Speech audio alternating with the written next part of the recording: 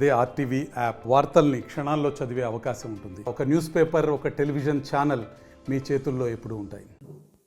CPM party 23వ జిల్లా మహాసభలు December 29-30 తేదీల్లో ఎమ్మెల్యేపట్నంలో జరుగుతూ ఉన్నాయి.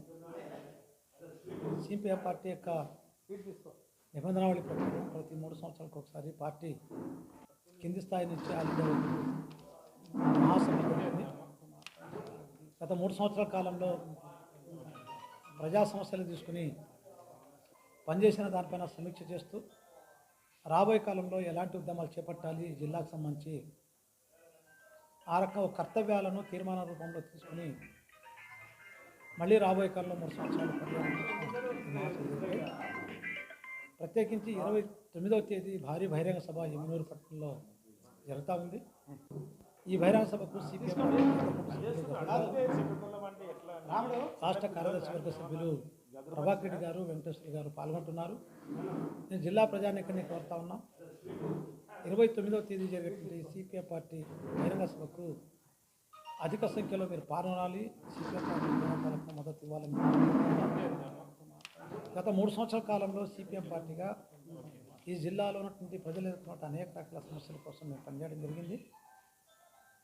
గతంలో వైసీపీ ప్రభుత్వం కానీ ఇప్పుడు ఉన్నట్టు టీడీపీ ప్రభుత్వం కానీ ఎన్నికల ముందు అనేక రకాల వాగ్దానాలు చేశారు.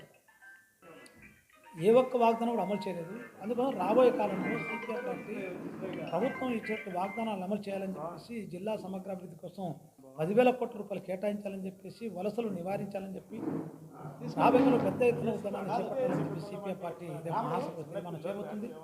అందరికీ తెలుసు, కర్నూలు జిల్లా పాత రాజధాని. దౌర్భాగ్యం అంటే ఈ రాజధాని నుంచి విజయవాడకి వెళ్ళాలంటే ఒక ట్రైన్ సౌకర్యం లేదు.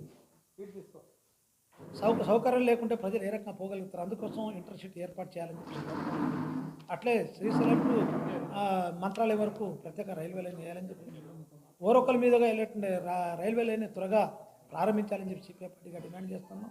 ఇది కాకుండా వేదావతి రిజర్వాయర్ నిర్మించాలి, అట్లే గుంటెవెల రిజర్వాయర్ నిర్మించాలి, ఆర్టీఎస్ కుడి కాలువ నిర్మాణం కానీ లేకపోతే మెళగనూరు వరదకాల నిర్మాణం కానీ ఇవన్నీ కూడా జిల్లా సమగ్రాభివృద్ధి జరగాలంటే ప్రాజెక్టుల నిర్మాణం జరగాలి. కానీ ప్రాజెక్టుల నిర్మాణం చేపట్టడంలో ప్రభుత్వం నిర్లక్ష్యం వస్తుంది.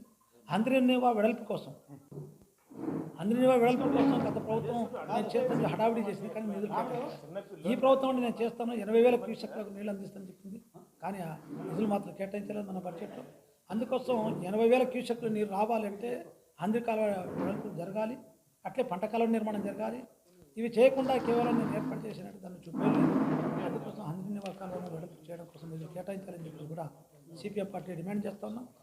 దేశాయ్ గారు వివరించినట్లుగా రేపు 29వ తారీఖు 30వ తారీఖున ఎమ్మిగనూరులో మా జిల్లా 23వ మహాసభలు జరుపుకుంటున్నాం.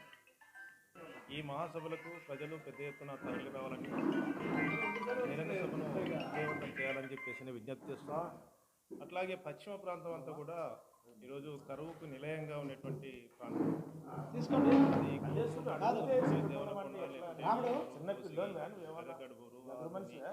ఆలహరివి, తోలగుంద, ఆలూరు, ఆస్పరి, ఈ పత్తికొండ, తుద్దలి మండలాలు నిత్యం కరువుకు గురవుతున్నటువంటి ఇటువంటి ప్రాంతాన్ని ప్రభుత్వాలు నిర్లక్ష్యం చేస్తున్నట్టు ఎన్నికల సమయంలో అనేక రకాల వాగ్దానాలు చేస్తున్నాయి.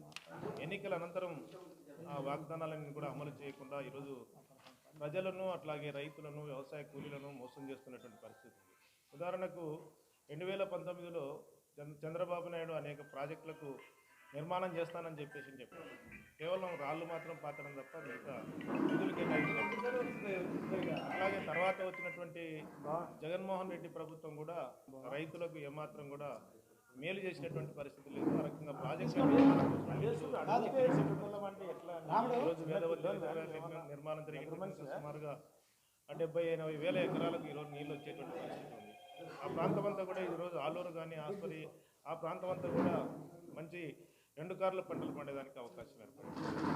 అదేవిధంగా ఆర్టీఎస్ వరద కాలువ కానీ ఇవి నిర్మించినట్లయితే సుమారుగా 1,00,000 ఎకరాలకు పైగా నీళ్ళు వచ్చేటువంటి అవకాశం ఉంది. కానీ వాటిని కూడా సుమారుగా గత 30-40 సంవత్సరాలుగా ఇవి చెప్తున్నారు తప్ప ఏమాత్రం కూడా ఆ ప్రాజెక్టుల నిర్మాణం మాత్రం ముందుకు పోయేటువంటి పరిస్థితి లేదు. కారణం ఏమిటంటే నిధులు కేటాయించకపోవడం. అట్లే గుండ్రేవుల రిజర్వాయర్ 20 టీఎంసీల సామర్థ్యంతో నిర్మాణం చేయడానికి ఈరోజు మొత్తం కూడా అటు నంద్యాల జిల్లా కానీ ఇటు కర్నూలు జిల్లా కానీ అనేక వందల ఎకరాలు వేల ఎకరాలకు ఈరోజు నీళ్ళు వచ్చాయి. ఆ ప్రాంతాన్ని ఏమంటే ఈ ప్రాజెక్టు నిర్మాణం కనుక జరిగినట్టయితే కనుక కర్నూలు పశ్చిమ ప్రాంతం అంతా కూడా సస్యశ్యామలం కావడానికి అవకాశం ఉంది. టమాటా జ్యూస్ ఫ్యాక్టరీ ఏర్పాటు చేయాలి. ఇప్పుడు పత్తికొండ ప్రాంతం, పత్తికొండ కానీ తుగ్గలి కానీ లేకుంటే ఈ ఆస్పరి మండలాల్లో విస్తారంగా టమాటా పంట సాగు అవుతుంది. కానీ టమాటా పంట సాగు అవుతుంది కానీ అక్కడ రేటు చూస్తే కనుక రూపాయి కిలో. ఎప్పుడో లక్కీ లాటరీ మాదిరి కొంత ఎప్పుడన్నా ఒకసారి 100 రూపాయలు అమ్మినటువంటి పరిస్థితి, కానీ రూపాయకు ₹1/2 కిలో అమ్ముకునేటువంటి పరిస్థితి ఉంది. ఈరోజు రైతులందరూ కూడా చాలా నష్టపోతున్నటువంటి పరిస్థితి ఉంది. ఎన్నికల సమయంలో కానీ ఎన్నికలకు ముందు కానీ అక్కడ టమాటా జ్యూస్ ఫ్యాక్టరీ ఏర్పాటు చేసి రైతులకు న్యాయం చేస్తున్నారు. ఆ రకంగా నిధులు కేటాయించడం కానీ పరిశ్రమ టమాటా జ్యూస్ ఫ్యాక్టరీ కానీ నిర్మాణం చేసినట్టుగా లేదు. ఆ రకంగా ఈ మొత్తం కూడా రైతాంగాన్ని అందుకే మేము ఈ మహాసభలో తీర్మానాలు చేయబోతున్నాం. రాబోయే కాలంలో పశ్చిమ ప్రాంతం కరువు నుండి విముక్తి అయ్యేంత వరకు కూడా సిపిఎం పార్టీ పోరాడాలని నిశ్చయించుకుంది. కాబట్టి రైతులు, లేకపోతే వ్యవసాయ కూలీలు అందరూ కూడా రేపు జరిగేటువంటి ఈ 23వ మహాసభ సందర్భంగా జరిగేటువంటి బహిరంగ సభలో ప్రజానీకం కూడా పెద్ద ఎత్తున పాల్గొని విజయవంతం చేయాలని చెప్పేసి మేము విజ్ఞప్తి చేస్తాం. మరిన్ని వీడియోస్ కోసం ఛానల్ ని సబ్స్క్రైబ్ చేయండి. లేటెస్ట్ అప్డేట్స్ కోసం వాట్సాప్ ఛానల్ ని ఫాలో చేయండి. అండ్ లింక్ డిస్క్రిప్షన్ లో ఉంది.